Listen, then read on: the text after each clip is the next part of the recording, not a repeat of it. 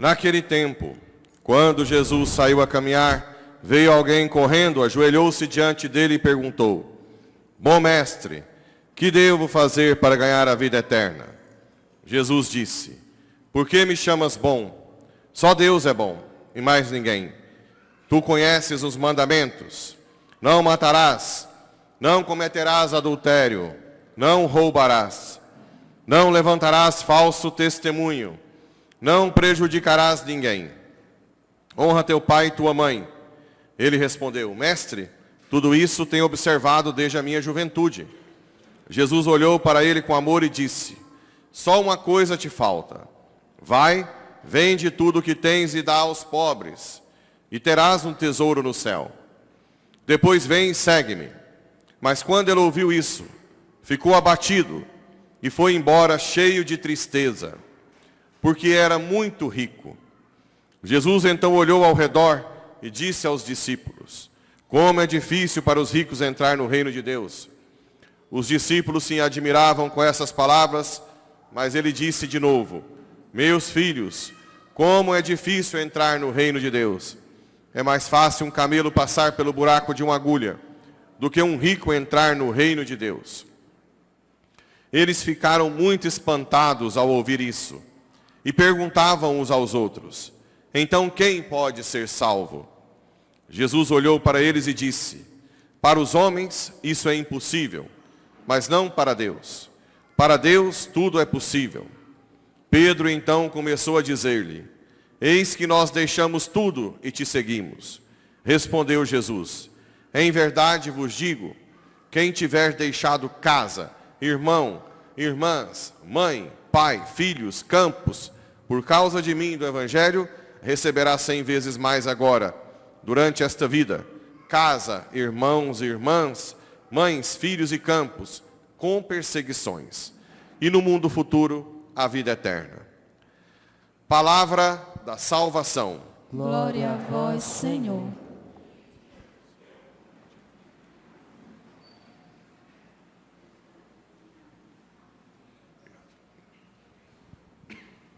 Muito bem, caríssimos irmãos e irmãs, também que nos acompanham pelas redes sociais. Essa passagem do jovem rico é muito conhecida e a igreja colocou como a primeira leitura sabedoria. Eu escolhi a sabedoria ao invés de riqueza, cetros, poderes. Por que que você escolhe a sabedoria? O que a sabedoria te faz? A sabedoria é um dom do Espírito Santo, que te faz ver o mundo com os olhos de Deus e sentir gosto nas coisas de Deus. E repugnar o que não é de Deus. Além do que, a pessoa sábia sabe quem ela é. Eu já tenho falado aqui várias vezes. Uma das consciências que nós temos que ter é como nós somos nada. Isso é muito importante. Se nós não partirmos do princípio, da nossa limitação, da nossa pequenez, quem somos nós? Nós temos a tendência a sermos iludidos o tempo inteiro, principalmente pelo dinheiro e pelo poder. É ilusão, né? Sempre achamos que somos imortais, que somos os caras, quando temos sucesso profissional, financeiro. E é por isso que a sabedoria é colocada pela igreja antes do jovem rico, para você entender que nós somos nada. Eu sei que tem gente que fala: não, Deus não existe, até médico, né, que Deus não existe. Mas como assim, gente? Se todo o controle, ordem mundial do universo, nós não temos controle nenhum. Tem que ter um ser super inteligente por trás. O nosso próprio corpo. O médico falar que é ateu é assustador, porque ele estuda complexidade do corpo incrível. E depois abre a boca e diz que Deus não existe, sendo que daqui para baixo, quando você engole, come, você não controla mais nada. Não conheço nada dos meus órgãos, nada. Que petulância é essa? E depois, essa questão de se achar ai da minha família se não fosse eu que sustento todo mundo. Depois morre, fica aí acamado, anos e anos, a família sobrevive do mesmo jeito. Pode ser que tenha uma briga familiar por causa de bens, porque essa pessoa que não tem Deus geralmente se apega aos bens, e as suas gerações vão se apegando também. Então a sabedoria vai te dar consciência que nós não somos nada. Nada. Uma queda no banheiro, você bate a cabeça lá, dá um hematoma, pode morrer ou ficar com sequelas para sempre. Uma quedinha, escorregou no banheiro, bateu a cabeça na pia. Estou nem falando de coisa grande, um acidentezinho para Goiânia. Nada. Uma doença mais grave.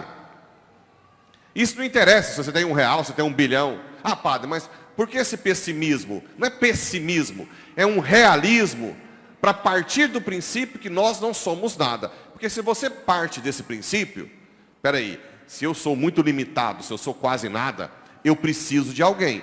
Tem que ter um sentido isso. Qual o sentido? Eu sou uma criatura. Quem é o meu criador? É aquele que controla o meu corpo, que dá ordem. E aí, sim, eu vou me entregar a Ele com mais vigor, com mais força. E eu falo isso de experiência própria, porque eu fiz medicina, tudo para ganhar dinheiro. Não foi para ajudar os outros. Residência para ganhar dinheiro. Para ter status.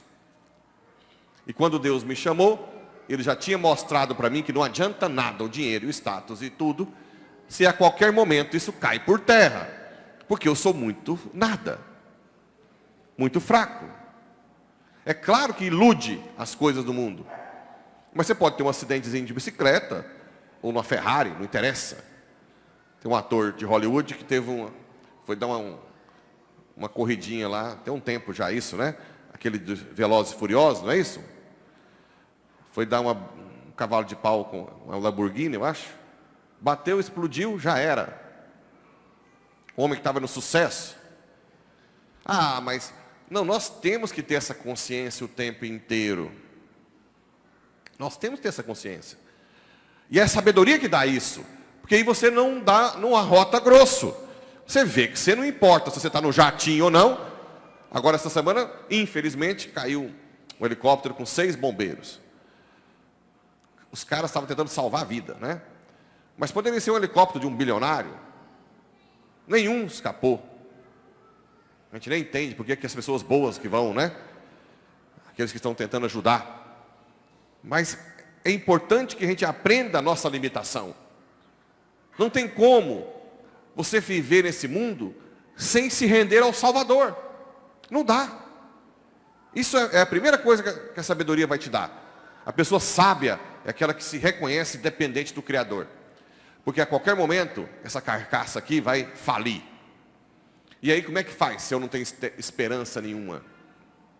Uma pessoa que não tem Deus, o que a gente pode comparar? Tatu-peba, talvez. E cisca da terra e carniça. Quer o tempo inteiro o seu prazer, o seu ganho, tudo para si, a cada dia. Não consegue transcender, não levanta a cabeça. O olhar de águia. O que Deus, a sabedoria faz, é fazer você entender que apesar da nossa limitação, de nós sermos nada, Deus nos quer participando da divindade dEle. Mas Ele é Deus. Para isso Ele está escolhendo aqui neste mundo agora quem é humilde para reconhecer que depende dEle. Pronto. Se você descobre isso, a sua vida ganha sentido. Os seus fracassos ganham sentido. A sua perda ganha sentido. A sua doença grave ganha sentido. O seu luto ganha sentido. Tudo ganha sentido. Agora, sem Deus, que sentido tem? Por isso que muita gente não aguenta e suicida. E muita gente que não tem dinheiro, tem saúde, suicida. Porque não suporta o peso de querer viver esse mundo sem Deus. Não dá. E no jovem rico, é justamente isso. O jovem rico chega até Jesus e fala, meu bom mestre, o que devo fazer? Primeiro Jesus fala, por que me chamas bom? Só Deus é bom. Aí vocês vão falar assim, ah, mas Jesus não é Deus? É, mas ele está falando da natureza humana. Ele explicou que toda bondade vem de Deus. Se você aprende que tudo de bom vem de Deus, tudo de ruim vem de você, já é meio caminho andado para ser santo. Todo santo reconhece que quando você faz um bem, é Deus que faz. É Deus que faz. É Ele que te impele. É Ele que faz você fazer o bem. Então isso a gente tem que ter em mente, né? Deus nos dá a graça de sermos bons. Se nós não temos Deus, faremos besteira, seremos maus. Isso é importante. Aí, o jovem rico não era tão tatu-peba, porque ele até pensou na vida eterna, não foi? O que eu devo fazer para ganhar a vida eterna? Porque quem pensa em vida eterna hoje?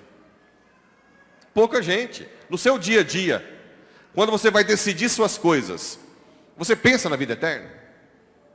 Quando você vai fazer um pecado grave, que aquilo vai te levar para o inferno, você pensa que pode ir para o inferno? Muito pouca gente pensa. Agora pensa, quando a pessoa chegar lá na hora e ver que não tem mais volta, que ela não consegue mais se confessar, mudar de vida, o grito. Tem um livro de Santo Afonso Maria de Ligório, fundador dos Redentoristas, que fala que as almas vão gritar de desespero, por querer ter tido um tempo mais com Deus para confessar, para rezar, para se arrepender dos pecados, e não vão mais ter. Essa consciência da vida eterna é sabedoria. É sábio a pessoa que decide a sua vida agora, pensando também na vida eterna, que é para sempre, e não tem mais volta. Sendo o céu, sendo o inferno, não tem mais volta, né? E depois Jesus diz, siga os mandamentos. E o jovem rico seguia os mandamentos. Honrar pai e mãe, tudo. Aí Jesus diz, te falta somente uma coisa. Vai, vende os teus bens, dá aos pobres e me siga. O que acontece com o jovem rico? Se entristece e vai embora. Não é isso? Aí depois Jesus fala, como é difícil um rico entrar no reino dos céus. Só que os apóstolos ficam abismados, porque naquela época a riqueza era bênção. Como é que aquela pessoa que era abençoada agora tem que deixar a riqueza? Que coisa é essa?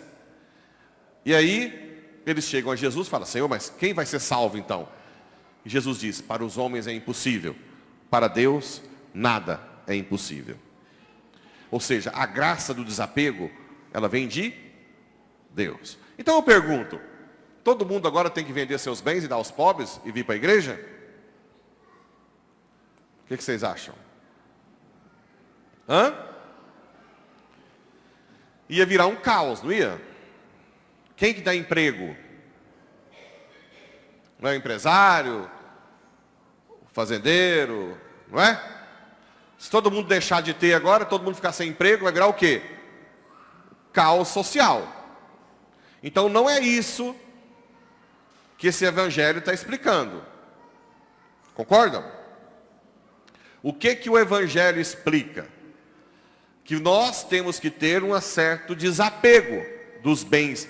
Porque quanto menos você tem Deus, mais você se apega aos seus bens. Isso é fato.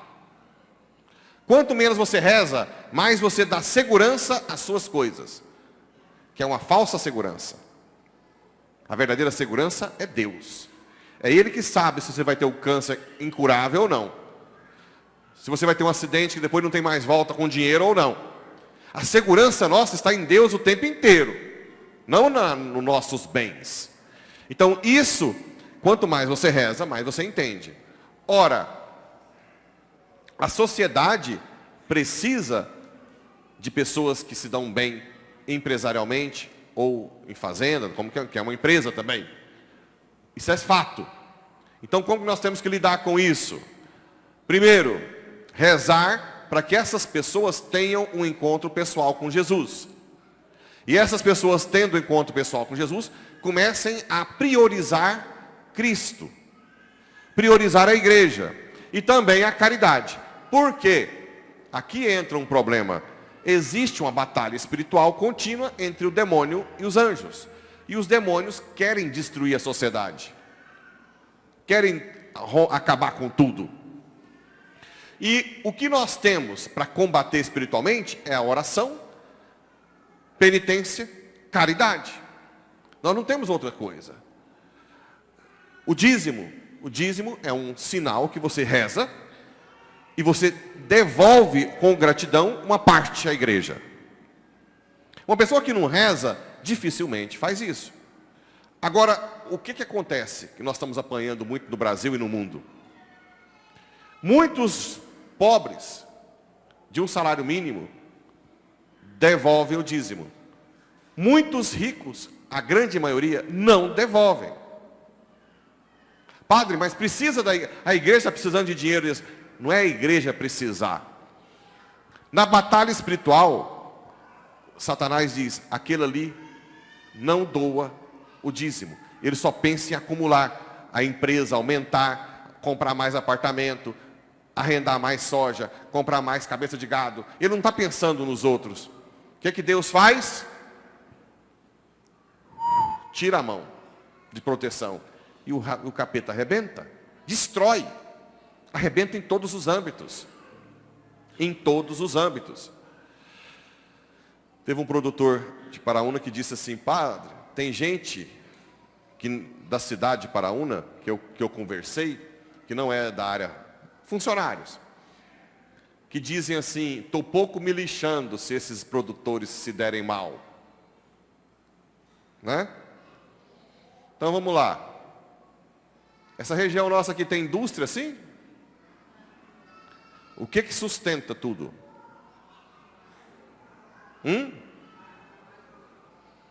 Os produtores. Se quebrar os produtores como o capeta quer, o que vai acontecer? Arrecadação do município. Cai. Vai ter dinheiro para construção? Os pedreiros serventes. A prefeitura não vai dar conta de pagar as aposentadorias dos que estão aí. Não é assim? Aí demite os funcionários públicos. Arrecadação federal. Será que o aposentado garante que vai conseguir receber? Os concursados.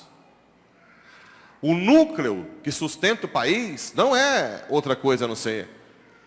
Então, se você luta contra, você está dizendo que vai daqui a pouco todo mundo passar por grande dificuldade. Entende ou não? Agora, nós temos que rezar por eles. Mas quem está no ramo também tem que rezar. Não é assim? É isso que Jesus... a sabedoria vai te dar assim. Por exemplo, a missa dominical, que eu já falei. Estou plantando, não posso ir à missa. Essas 2 horas de missa vai interferir na plantação assim? Não, estou colhendo, não dá para ir. Essas 2 horas de missa vai interferir na colheita total? Você deixar de fazer algo para pôr Deus em primeiro lugar, vai proteger o seu negócio. E nós já estamos vendo a agenda sendo cumprida, cada vez mais, abafando. Cada vez mais são vários produtores quebrados. Até chegar um ponto que vai quebrar todo mundo. Isso é uma agenda. E eu estou aqui dizendo, só temos oração, caridade e penitência. Não tem mais volta. Os donos do mundo já são donos de tudo. Das máquinas agrícolas, dos consumos, de tudo. Os bancos, tudo é deles. E eles querem quebrar, né? Então, o que fazer? Não é vender seus bens, todo mundo vender seus bens. É você tomar consciência, caramba. Meu Deus do céu. Vocês não são nada. Nós não somos nada. 2 milhinhos alqueire de soja. Se você está achando que te dá segurança, esquece. Se você não tiver um câncerzinho para morrer antes, você vai ver esse pessoal acabar com vocês. Você não dá conta de vender nada, quebrar, virar munha. Porque não reza, porque não faz penitência, não reza o terço em família, não combate contra o mal. Nós só temos agora Deus para vencer. Não temos mais nada. Nada. Eles já dominaram tudo. Tudo. E por que quer quebrar o Brasil? Para depois dominar financeiramente. Porque eles são tetralardários. Então eles quebram e depois vendem a solução e amarra a gente, todo mundo. Aí vem ideologia de gênero. Ai de quem falar contra aqui no microfone como eu. Preso ou some de um dia para o outro, quando o país estiver na mão deles. Entende? Então, essas leituras de riqueza, gente, não é para vocês deixarem de preocupar com a empresa. É claro que uma empresa precisa de crescer, não é? Você vai lá, investe o capital para ela crescer, para ela ter um capital de reserva. Aquilo que você pega para você, você devolve o dízimo, faz caridade, vê se alguém da sua família precisa, reza, deixa o seu tempo todos os dias de oração do terço, da leitura da Bíblia, vem às missas, faz adoração e põe o seu negócio na proteção divina. Não deixa Deus tirar a mão. Olha um furacãozinho lá na Flórida, todo mundo, um ventinho que dá mais forte aqui, deu um vento em São Paulo, mataram quantas pessoas? Acho que foi lá, 6, 10 pessoas, um vento. Nós não somos nada. Eu já tive a oportunidade, a graça de viver num terremoto, alguns terremotos em Roma não é uma cidade muito de terremoto forte, mas já é a sensação mais estranha. Tudo tremendo. Você se sente o quê? Não sei, um nada do nada. Uma baratinha. Eu acho que todo mundo tinha que passar por uma situação de terremoto. Porque ali você vai acender a luz e ver que você não é nada. A sensação de impotência. Não tem para onde correr. Né? Uma vez tinha um padre muito santo, ele mora em Sri Lanka, perto da Índia. De vez em quando ele me liga de madrugada, fico até assustado, né? Um padre muito santo.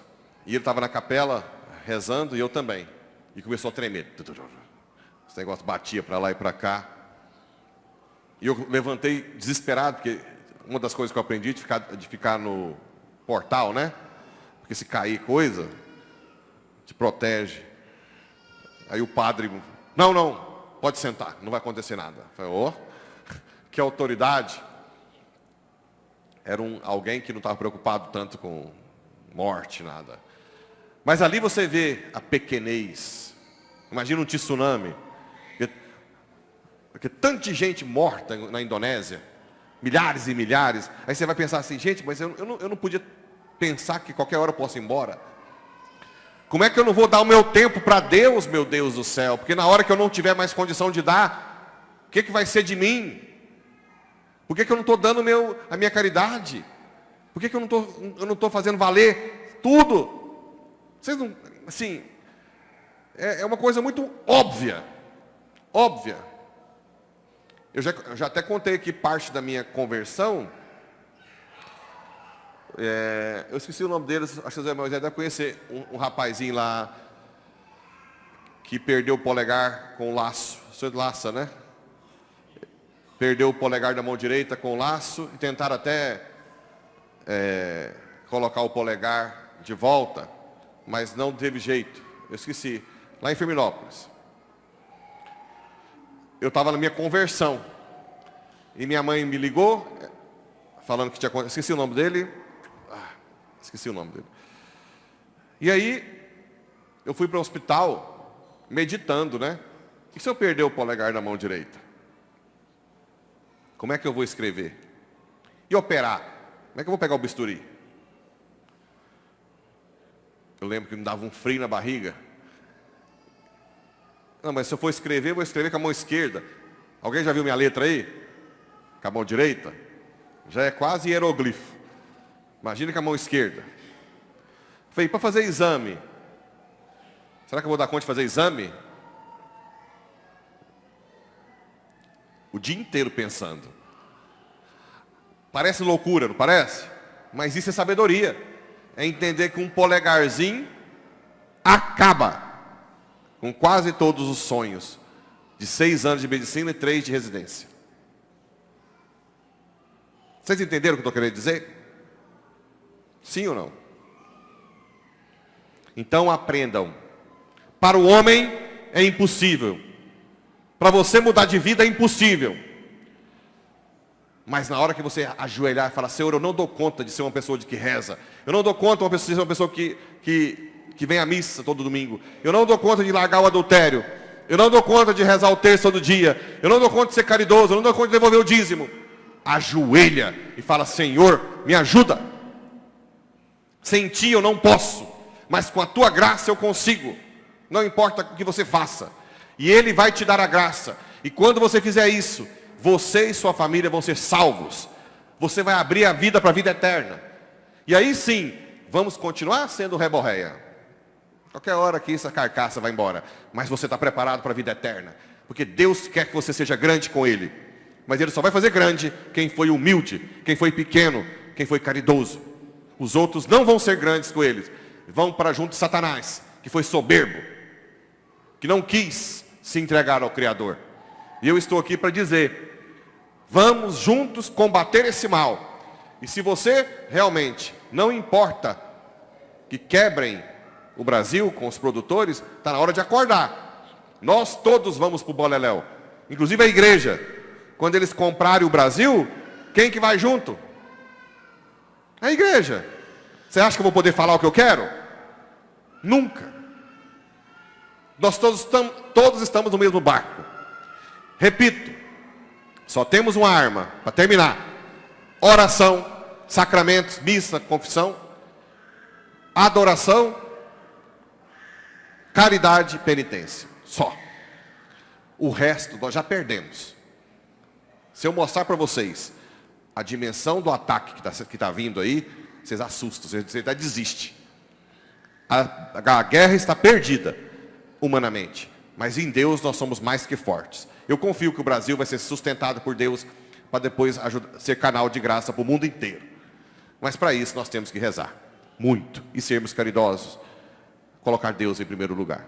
É isso que a passagem Jovem Rico nos fala. Cada um no seu estado. E também aquele que tem o chamado para dar a vida, para ser padre ou religioso, Deus sustenta. Vai receber muito mais se você deixar pai, mãe, irmãos. Como eu recebi muito mais depois que eu virei padre, de amizade, de tudo. De sustentabilidade, de gente que está por trás. Essa palavra sustentabilidade eu não gosto não, porque ela é usada para destruir, para abafar um pouco. Ela já foi criada também para abafar os agricultores, para deixar mais difícil, né? Mas o fato é que quando você deixa algo por Deus, Ele te preenche, Ele te dá força, te dá alegria, te dá esperança. Vale a pena. Que Deus nos ajude, assim seja. Creio em Deus Pai Todo-Poderoso, Criador do céu e da terra, e em Jesus Cristo, seu único Filho, nosso Senhor, que foi concebido pelo poder do Espírito Santo, nasceu da Virgem Maria, padeceu sob Pôncio Pilatos,